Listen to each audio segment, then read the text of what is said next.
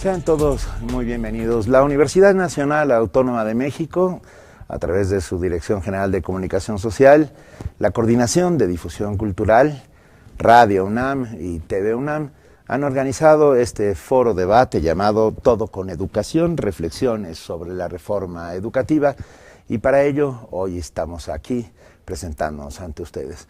Es un inmenso placer poder hacer este debate de ideas, como siempre, privilegiadas, bajo la enorme ala de la Universidad Nacional, en donde estamos convencidos que la libertad de expresión y el debate de las ideas es la única posibilidad del consenso y de lograr acuerdos. Me acompaña en esta ocasión mi compañera Abril Alzaga, a la cual le doy la palabra. Muchas gracias, Benito, muchas gracias al auditorio. Y bueno, en esta idea de construir acuerdos o ideas hacia adelante en un conflicto que pues llevamos ya un rato viendo, siguiendo, invitamos al profesor René Santiago de Jesús, de la instancia de la Coordinación Nacional de la CENTE. Él viene de la sección 14 de Guerrero. También invitamos al doctor Manuel Gil Antón, investigador del Centro de Estudios Sociológicos del Colegio de México. Muchas gracias. También nos acompaña el profesor José Raciel Gutiérrez Morales, de la sección 18, secretario de Relaciones Exteriores de esa sección de la CENTE de Michoacán. Gracias. Y finalmente invitamos también al doctor Roberto Rodríguez Gómez, investigador del Instituto de Investigaciones Sociales de la UNAM. Muchas gracias a todos. Empecemos con un primer posicionamiento. ¿Dónde está el conflicto? ¿Cuál es el conflicto que nos priva hoy en México, en Oaxaca? ¿Cuál es el planteamiento? ¿Cómo podemos entender lo que está pasando hoy en nuestro país? Empecemos con el profesor René Santiago. Bueno, buenos días, y le agradecemos el espacio que hoy nos brindan para informar a la ciudadanía en general. Decirles que el conflicto magisterial se deriva a la llegada de Enrique Peña Nieto a la imposición de una ley que no viene a beneficiar al pueblo de México. 3 años que estamos manteniendo la defensa de la educación pública de nuestro país. ¿Con qué finalidad o qué objetivo? Decimos que en esta mal llamada reforma educativa que plantea el gobierno mexicano no tiene ningún proceso pedagógico que realmente vaya enfocado al contexto diverso que hay en nuestro país. Hay circunstancias muy diferentes en todo y cada uno de los estados. Nosotros como Coordinadora Nacional hemos planteado puntos esenciales de una construcción verdadera de educación y donde participen los diferentes actores. ¿De quiénes estoy hablando? De los padres de familia, de los alumnos, de los investigadores académicos y la sociedad en general, que participe en esta construcción de un verdadero modelo educativo que necesita nuestro país de México. Entonces, en este proceso nosotros hemos mantenido 3 años de resistencia como coordinador. En este proceso también le hemos demostrado al gobierno federal que al querer imponer esta ley, pues están pasando consecuencias graves. Tenemos compañeros presos políticos, tenemos compañeros desaparecidos, tenemos compañeros caídos, pero que eso no nos detiene a nuestra idea central, que es la abrogación de la reforma educativa. En ese contexto general está la lucha del Magisterio Nacional en defensa de la educación pública. Yo cerraría de manera general hasta. Bueno, doctor Roberto Rodríguez, ¿cuál sería, desde la perspectiva, digamos, de los académicos de la UNAM, cuál es el conflicto? Bueno, un conflicto, cualquier conflicto, y este en particular no tiene una sola parte, hay 2 o más actores que se están confrontando en un escenario y en una coyuntura. Esa es la naturaleza propia del conflicto. Yo caracterizaría una parte como el interés de promover, concretar y tener resultados en una política pública, la política educativa del actual régimen, que se inició y se basó en una nueva configuración, digamos, laboral del trabajo docente. Eso es por una parte. Y la otra parte es la resistencia magisterial contra la implantación de esa política a través de un paquete normativo. Yo creo que la resistencia magisterial tiene como su parte más visible y más activa a la coordinadora, por supuesto, pero no se agota en ella, en la movilización y en las acciones de la coordinadora, la inconformidad del magisterio.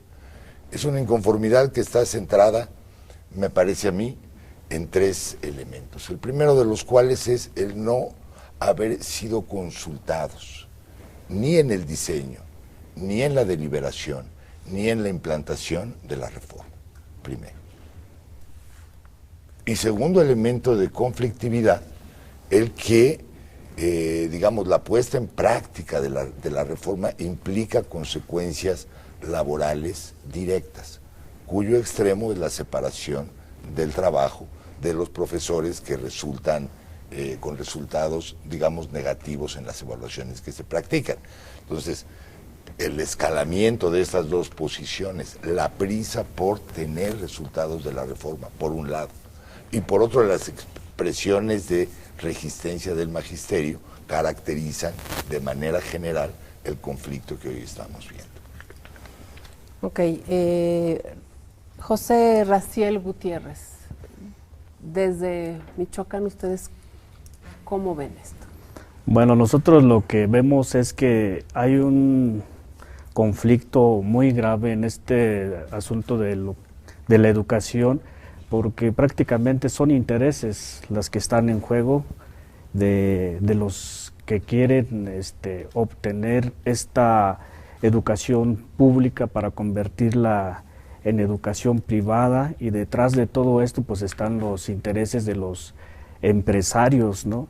Es un conflicto que viene a trastocar los derechos laborales de todos los trabajadores de la educación, puesto que esta reforma que ellos le llamaron educativa está disfrazada, porque en realidad es laboral, tiene que ver con el asunto de la estabilidad laboral de todos los docentes de este país. Ese instrumento que están ahorita utilizando en esta etapa de que quieren concretar con su reforma mal llamada educativa, la evaluación para la permanencia. Entonces, nosotros estamos en esa lucha de defender la estabilidad laboral de todos los trabajadores, y no solamente del magisterio, porque esta es una reforma laboral, ya lo anunciaba hace rato, y entonces transgrede los derechos que están contemplados en el artículo 123 del apartado B en el caso de nosotros,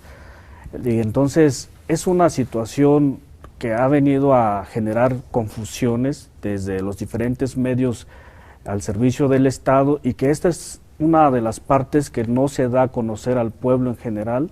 Por eso es que nosotros estamos en esa idea de defender la educación pública, porque también estamos en esa lógica de democratizar la educación de este país, así como en otras cuestiones como el asunto de que se democratice el país, y también desde luego el Sindicato Nacional de Trabajadores de la Educación, para realmente ponerlo al servicio de los trabajadores de base. Ok, doctor Gilantón, ¿cómo ver, cómo poder desmenuzar esto? La reforma educativa, plantean aquí, tiene que ver con la privatización, tiene que ver con una reforma laboral, se mezclan cosas. A mí no me queda claro cómo es que una cosa lleva a la otra. El gobierno dice que para nada, que no es una privatización de la educación, que es una reforma educativa, que lo que se privilegia es el bienestar y el aprendizaje de los niños. ¿Cómo es que llegamos de una cosa a otra? ¿Dónde está el meollo? Desde mi punto de vista, la falla fundamental de la reforma educativa es que surgió con base en una afrenta, con base en una acusación inmisericordia de que todos los problemas educativos y por ende todas las soluciones al problema o los procesos educativos de este país residían exclusivamente en el magisterio y que con solo un elemento que es una evaluación se arreglaba y llegaba como por arte de magia a la calidad. Me parece que las sociedades y grupos tan importantes como el magisterio en la construcción de este país no pueden quedar impávidos ante la acusación de que por su culpa tenemos problemas en la educación. En consecuencia, me parece que yo lo hago como profesor, como mis compañeros profesores.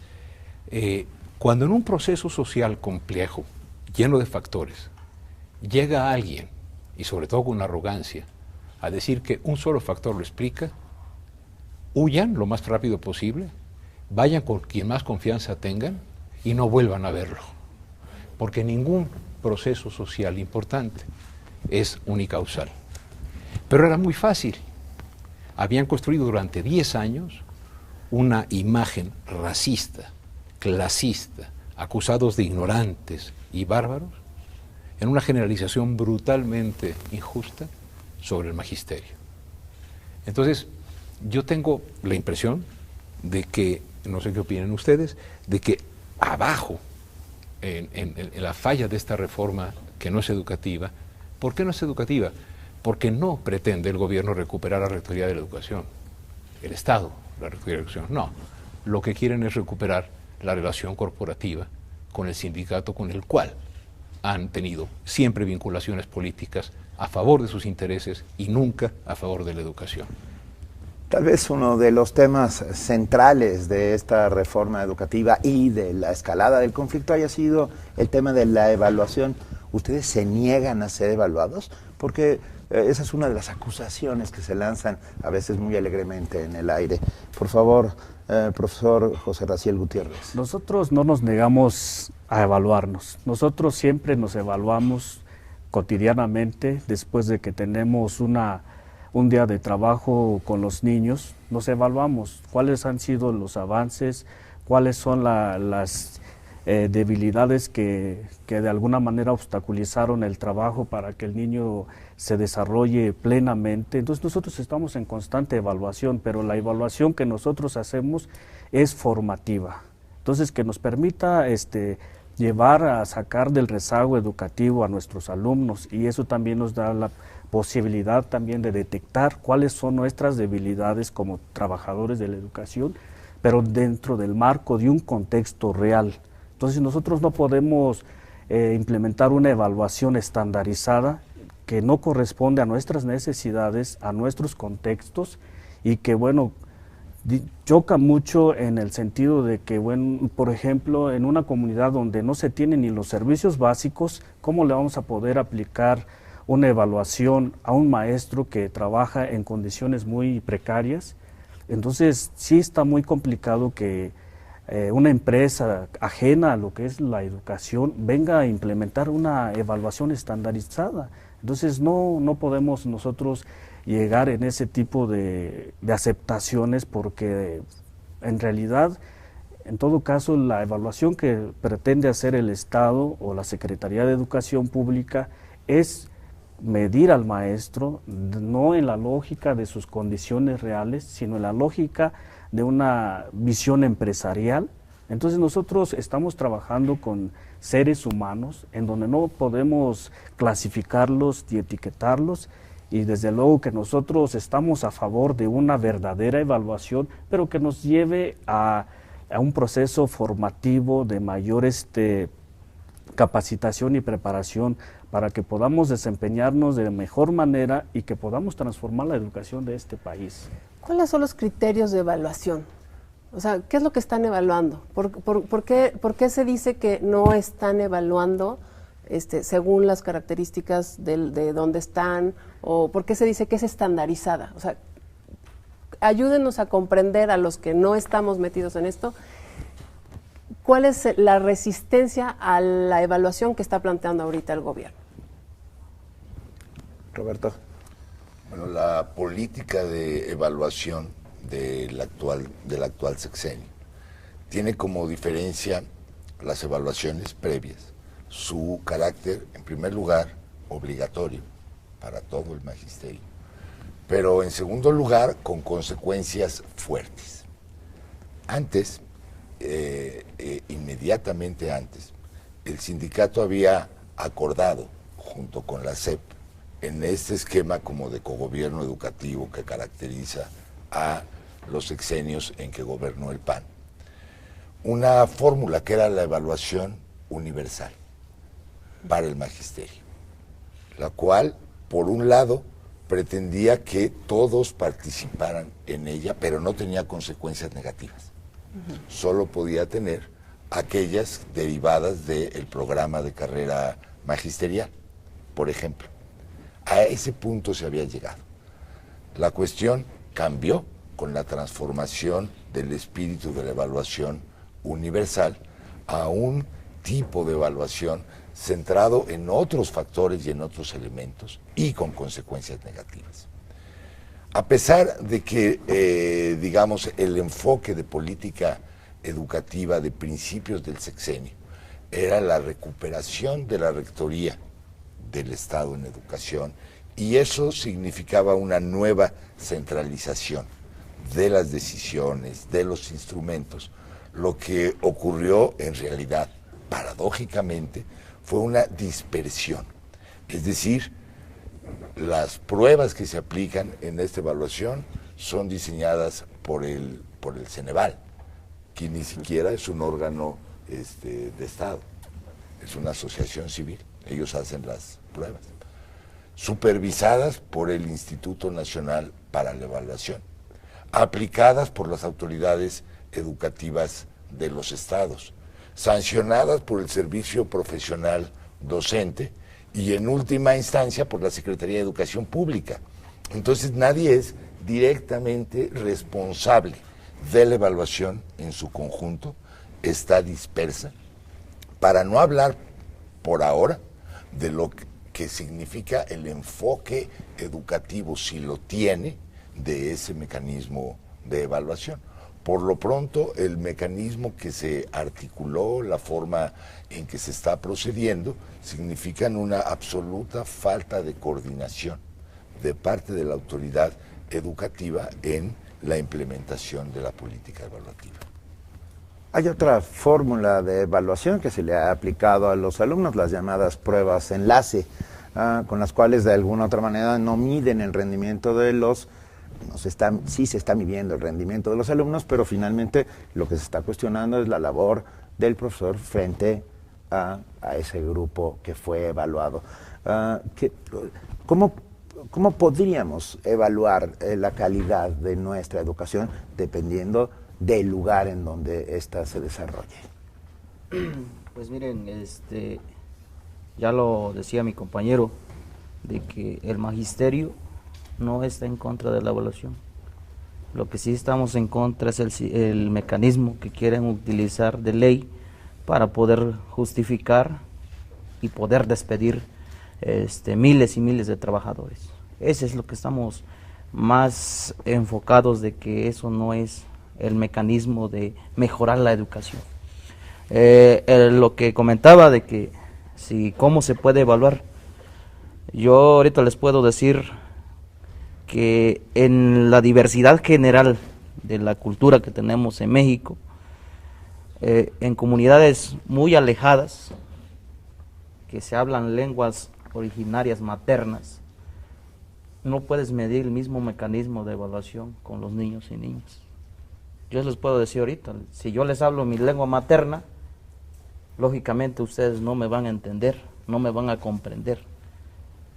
Usted lo mencionaba, la prueba enlace lógicamente era estandarizada también, y si llegaba a las escuelas más retiradas y donde tengan una lengua materna, los niños no hablan el español.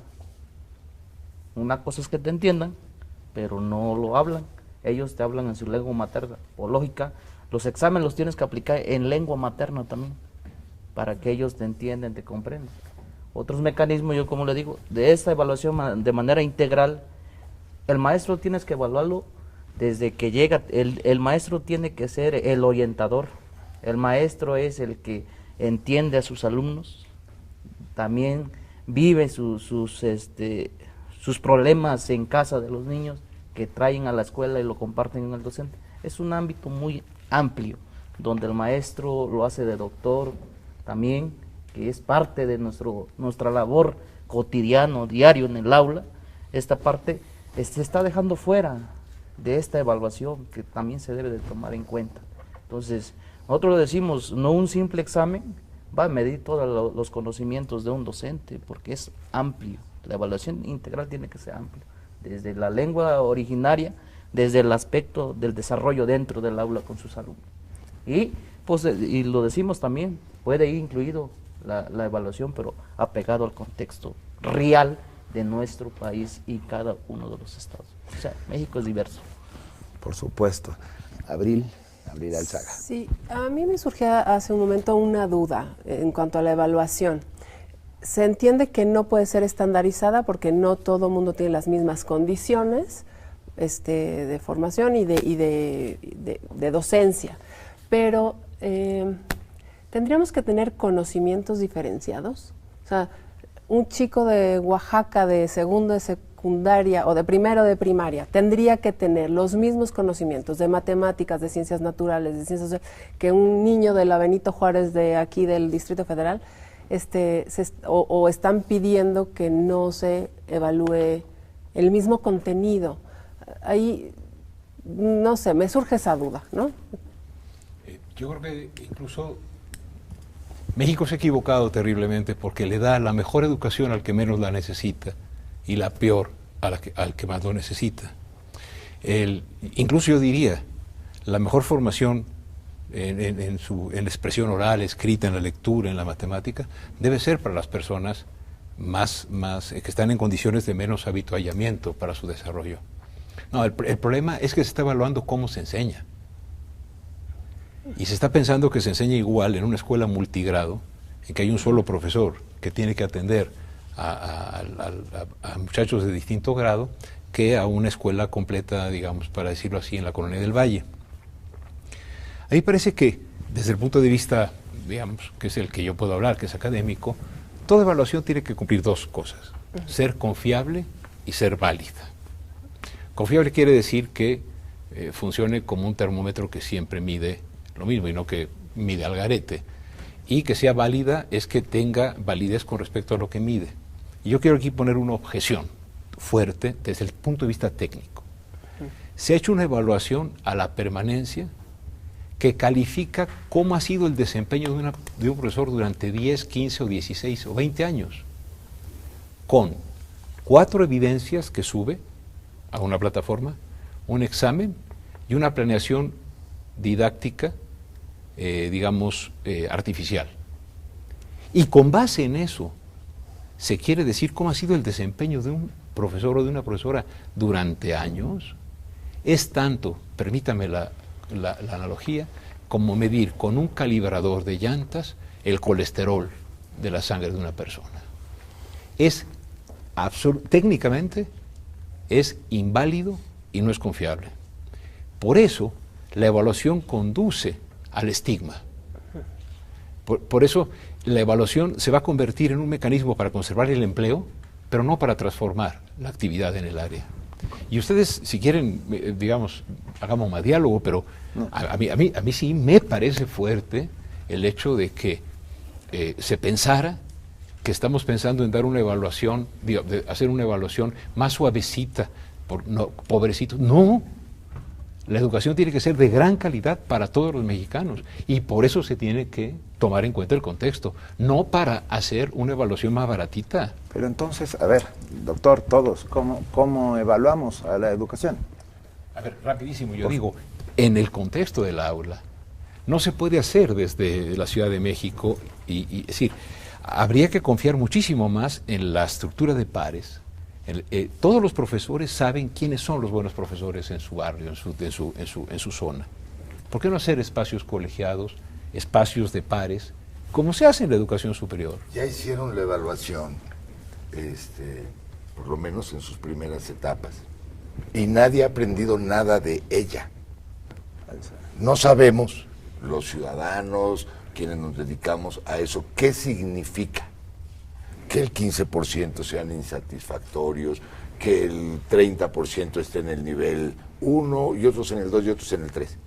¿Qué significa para la educación de México? No lo sabemos.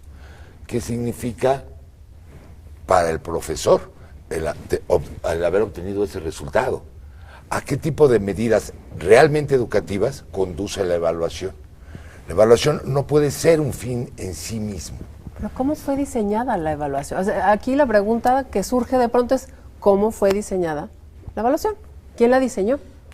Bueno, la evaluación no ha sido diseñada por los trabajadores directamente. Mire, yo creo que para poder tener una evaluación real, tendría que ser una evaluación colectiva, no de una sola institución.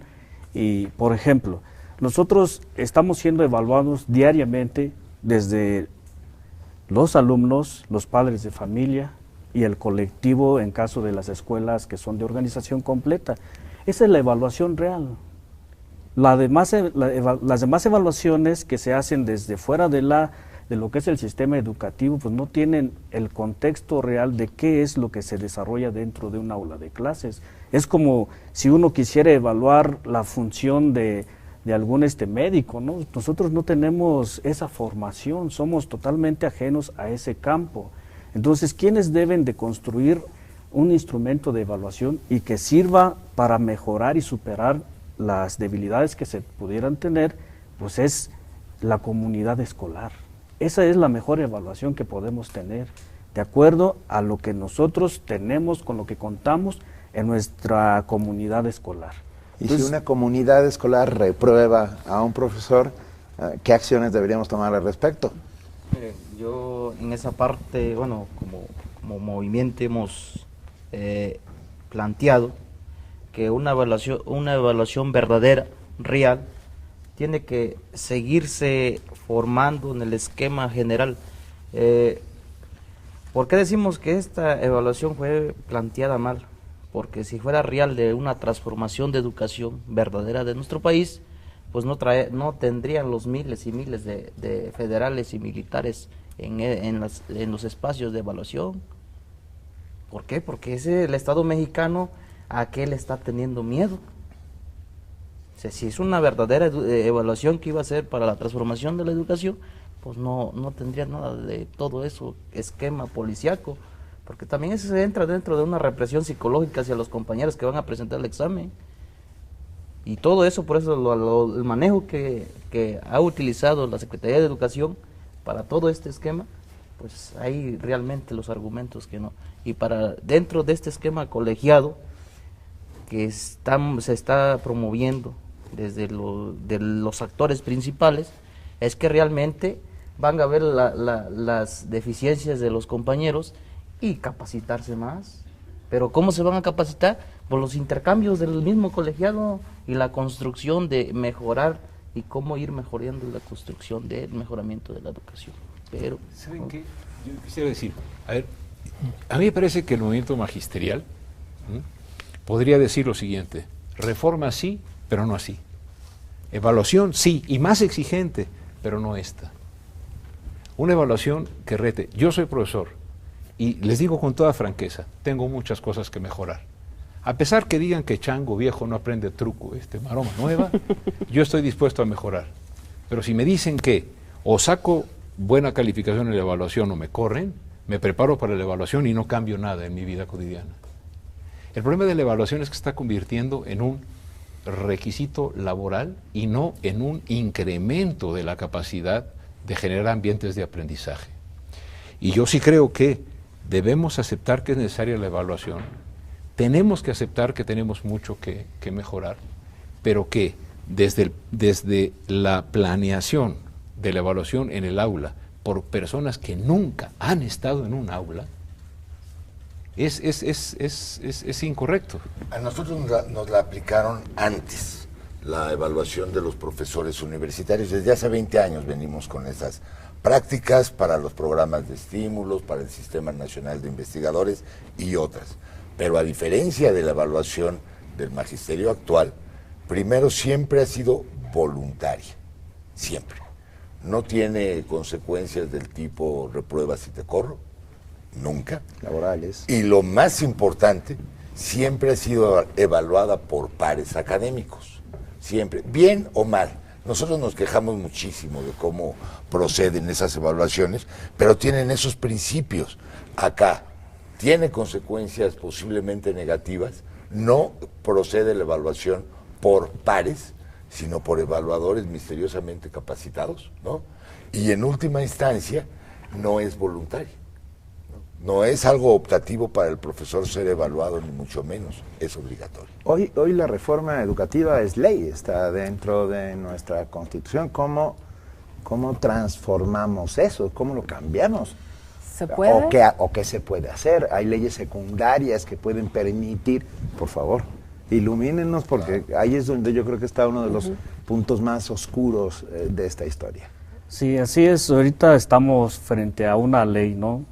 Pero bueno, yo creo que la Constitución se puede ir reformando, pero en función de las necesidades del pueblo. Pero en este caso, miren, yo creo que hay una gran contradicción porque, bueno, la Constitución misma establece que ninguna ley puede ser retrógrada, pues regresiva, ¿no? Entonces, retroactiva también. Entonces, en este caso es todo lo que está sucediendo. Entonces, hay una gran contradicción en este tipo de reformas. Y bueno, el hecho de que ya tenemos la educación pública en este país y que nos la quiten, es un retroceso grave, ¿no? Entonces, sí necesitamos... ¿Pero cómo es que nos la están quitando? Sí, a mí no me queda claro cómo bueno, es que... Es a través de esa privatización. Por ejemplo, una muestra clave de esto es el hecho de que la evaluación o el instrumento de evaluación que se está aplicando en este momento para los maestros en activo, pues son empresas privadas. Entonces, ese es el inicio de la privatización. Ahora, en la parte de la reforma que se ha hecho, bueno, se le agrega una palabra que luego parece ser simple y que no tiene ninguna lectura o ninguna cuestión que indique que se va a privatizar, es el asunto de servicio. Entonces, si revisamos esa palabrita, si contratamos X servicio, ¿qué sucede? La pagamos. Ahora, otra muestra más de que la educación va hacia la privatización es que ahorita ya los libros de texto se van a vender. Entonces, ¿qué nos indica esto? Pero, no sé, para preparar, digamos, este debate, me metí a la página justamente de la reforma educativa. Y decía, bueno, a ver, dicen que se va a privatizar y ahí dice claramente que esta reforma no busca la privatización de la educación y que esta reforma no pretende correr a nadie ni quitar a nadie que ya tiene derechos garantizados, o sea, que ya están dentro del sistema educativo, que no se le va a correr a nadie y nadie va a perder sus derechos. Sí, Entonces, pero si reprueba 3 veces, perdón, la evaluación aplicada, ¿qué le queda? ¿Ser el que limpia la escuela o ser la secretaria de actas? Se supone. Es una mala ley, es un mal diseño de ley, por 2 razones. Primero, porque se hizo para blindar una política, y las leyes no se hacen para eso. Las políticas se hacen para garantizar, en efecto, los derechos que están contenidos en las leyes, pero acá procedieron exactamente al revés. Es decir, un diseño legal que va a asegurar que la política se tiene que llevar a cabo en los términos de la ley, primero. Segundo, fue insuficientemente deliberada y debatida. Ni los maestros participaron en su diseño, en el de la norma, ni los especialistas, ni nadie. ¿Quiénes participaron en ese? Bueno, los partidos a través del Pacto por México, en primer lugar. Ni el Congreso. Y eso es una cuestión que el análisis político pronto tendrá que hacer. Es decir, el pacto cupular le indicó al Congreso cómo votar. No es un resultado legislativo, es el resultado de un pacto de las cúpulas que se distribuyeron las reformas de gran calado. Y quisiera decir algo rápido sobre la privatización. Por privatización casi siempre entendemos que es que alguien va a comprar las escuelas. No, es la lógica de la relación de la empresa privada la que está empezando a funcionar dentro de la escuela. Por ejemplo, para aprobar las evaluaciones, si quedó uno insatisfactorio, se están vendiendo las guías para pasar el examen.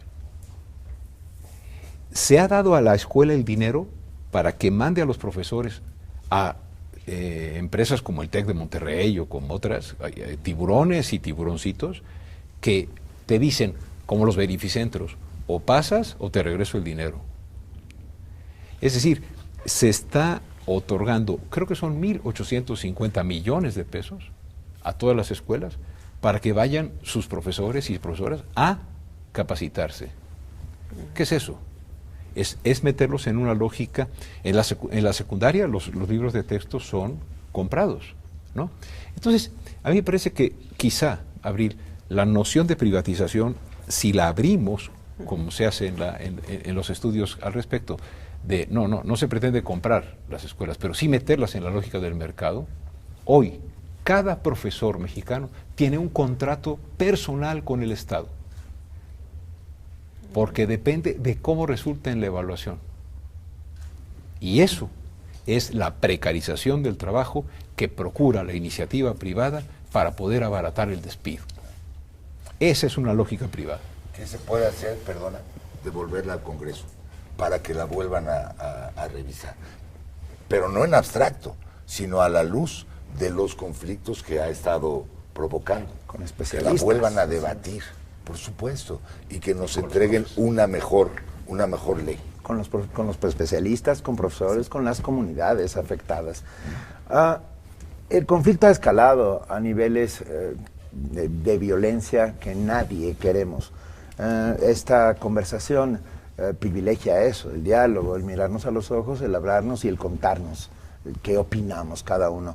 Después de mucho tiempo, por fin, la Coordinadora Nacional de Trabajadores de la Educación se ha sentado a la mesa con las autoridades federales.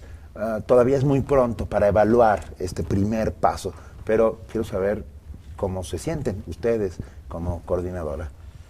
Miren, en ese procedimiento que hemos llegado, la mesa de trabajo se logró por todo el apoyo de las diferentes organizaciones sociales, los padres de familia y los alumnos que participaron en este llamado de la Coordinadora Nacional, que tendremos que seguir defendiendo la educación pública. Entonces, el día de ayer se da el primer acercamiento con la Secretaría de Gobernación, porque es quien le corresponde ver las políticas de nuestro país y en estos conflictos más, ¿no?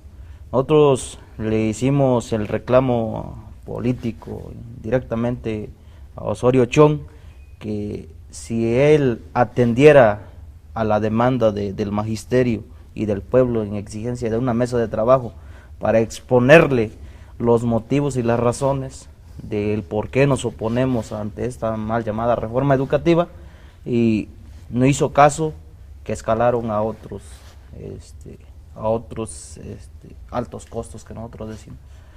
Nos duele porque tenemos hoy en día a compañeros caídos, a ciudadanos caídos, a estudiantes caídos, por esta mal llamada reforma educativa. Entonces nosotros decimos que ha escalado un alto costo de la ciudadanía, pero que a eso nosotros como movimiento hemos sabido y hemos sostenido hoy que el Estado mexicano debe escuchar la demanda central, que es mantener la educación pública de este país, porque nosotros argumentos tenemos bastantes y hemos dicho, nosotros no simplemente es la protesta como en la ciudadanía algunos mencionan de que nosotros somos, no queremos trabajar o todo eso, no, al contrario, nos fortalece, queremos el mejoramiento real y verdadera de la educación de nuestro país. Quiero decir algo. Hace poquito aprendí que infancia significa sin voz.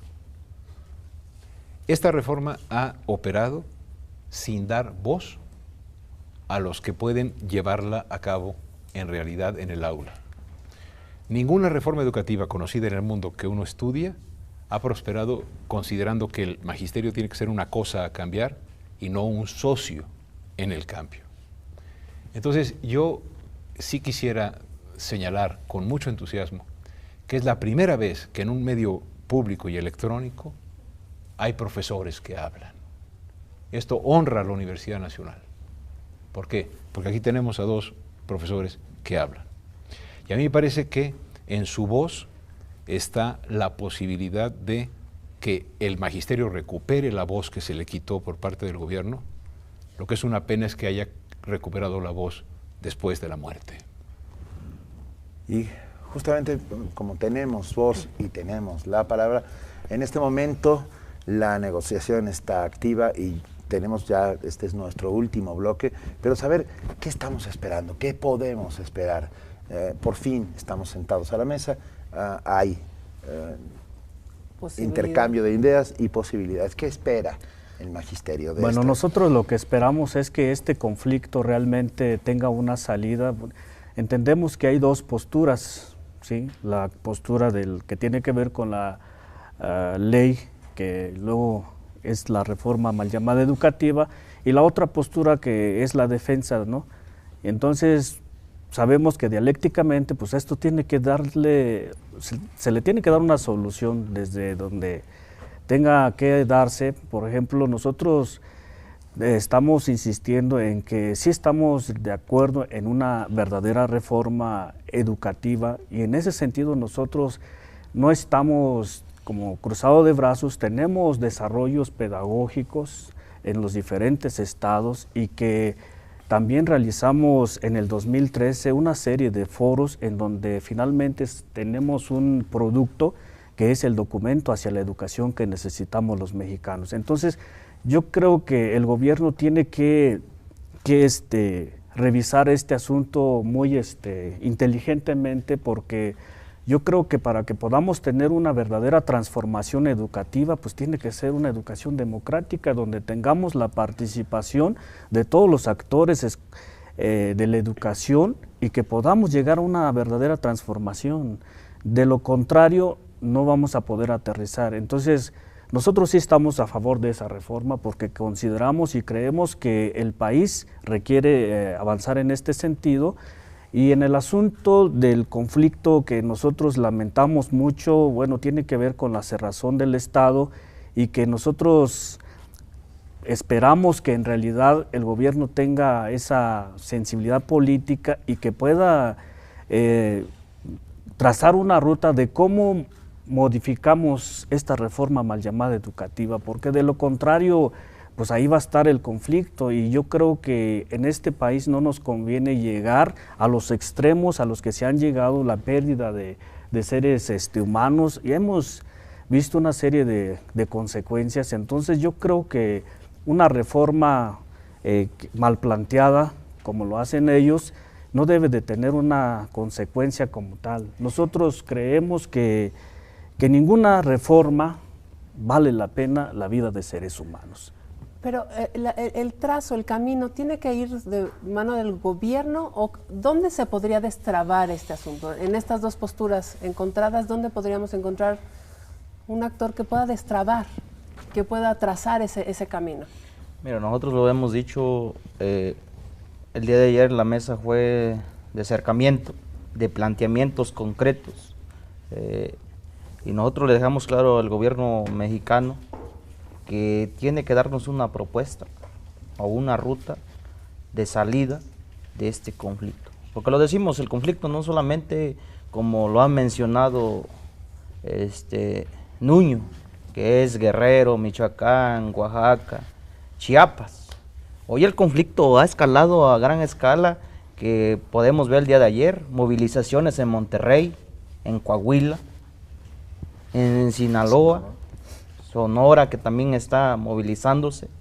O sea, este es un movimiento ya más amplio de todos los sectores. Entonces decimos que hoy el conflicto ha escalado a más, y si el gobierno tiene ese tacto político de realmente darle la participación de los actores principales, para la transformación de la educación de nuestro país. ¿Y esos quiénes son?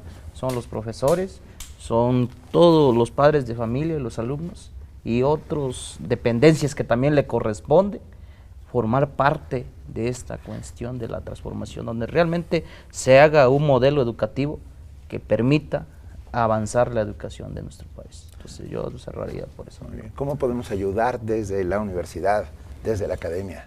Yo creo que esta, por ejemplo, la apertura de espacios de expresión y que en estos espacios de expresión participemos en un plano, digamos, horizontal. Quienes somos investigadores o profesores universitarios y quienes son integrantes del magisterio en básica es una primera aproximación muy interesante. Digamos que entender en los hechos que la universidad es en efecto un espacio para la libertad y para la pluralidad es muy importante. Ha dicho la autoridad universitaria, yo creo que tiene razón, que la universidad como institución no debiera tomar partido en una coyuntura tan compleja como esta, pero sí animar a brindar sus espacios como un foro para la discusión, y creo que este programa lo está logrando de manera más que adecuada. Manuel. Y también yo invitaría a que nosotros los universitarios comprendamos algún día que somos profesores de la escuela pública mexicana y que los intelectuales más importantes de cualquier país moderno son los profesores que nos enseñan a leer, porque sobre los que nos enseñaron a leer estamos trabajando los demás. Es decir, no es cierto que somos los SNI 19 y todos estos que andamos de sangroncitos por ahí. No, no. Son esas personas que en las comunidades enseñan a leer y escribir. Y en ese sentido, a mí me parece que hay una responsabilidad del legislativo. El facultado para establecer las leyes es el Congreso de la Unión. El Congreso de la Unión aprobó estas leyes. Que haya una fracción en el Congreso que diga, ¿saben qué? Por el bien de la educación, por el bien de la paz social, por el bien de la gobernabilidad, hagamos una pausa, pensemos, convoquemos a lo que nunca convocamos, a la voz de los profesores, a la voz de los padres de familia, a la voz de muchos otros actores, para pensar no en cómo controlamos al magisterio, sino en cómo abrimos espacio a que mejore el aprendizaje en el país. Estamos ya terminando este foro, todo con educación, reflexiones sobre la reforma educativa. Agradezcámosles. No, bueno, agradecemos muchísimo. Bueno, pero antes yo creo que está muy bien. Sí es necesaria una reforma educativa y sí estamos a favor de que se modifique el modelo educativo de nuestro país. Y eso creo que ya vamos avanzando tantito. Ahora es cómo, con quiénes, cuándo, ¿no? Este primer paso importantísimo que es estar aquí, hablar, mirarnos a las caras, tener la voz y la palabra, hay que sin duda agradecer a la Universidad Nacional Autónoma de México y a sus medios que lo han hecho posible. Y agradecemos, por supuesto, al profesor René Santiago de Jesús, de la sección 14 Guerrero, al profesor Raciel Gutiérrez de la sección 18 Michoacán, Gracias, al doctor Manuel Gilantón, muchas gracias, y al doctor Roberto Gutiérrez, muchísimas gracias por acompañarnos el día de hoy y darnos luces sobre lo que está pasando. Al contrario, gracias. Y a ustedes que están ahí escuchándonos, viéndonos, vamos a seguir hablando, vamos a seguir discutiendo, vamos a seguir tocando todos los puntos que tengan que ver con la reforma educativa y esperando eso, privilegiar la idea y la palabra frente a cualquier acto de violencia, el cual reprobamos sin lugar a dudas. Muchísimas gracias por estar con nosotros. La dirección, la UNAM, a través de su Dirección General de Comunicación Social, de la Coordinación de Difusión Cultural, Radio UNAM y TV UNAM, les dan las más cálidas gracias por habernos acompañado en este primer foro. Muchas gracias. Gracias a ustedes por el espacio y un placer compartir.